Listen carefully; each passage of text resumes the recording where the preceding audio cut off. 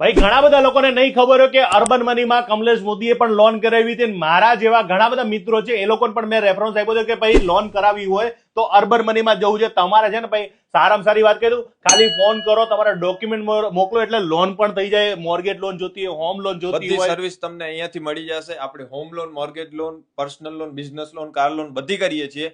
અને નવરાત્રીથી કાઢી દિવાળી સુધીની એક ઓફર છે જેનામાં હોમ લોન અને મોર્ગેજ લોનમાં તમને 50 લાખની અમાઉન્ટ હોય તો એક ગિફ્ટ આપવામાં આવશે. અને પર્સનલ લોન ને બિઝનેસ લોન માટે પણ 15 લાખની ઓફર છે.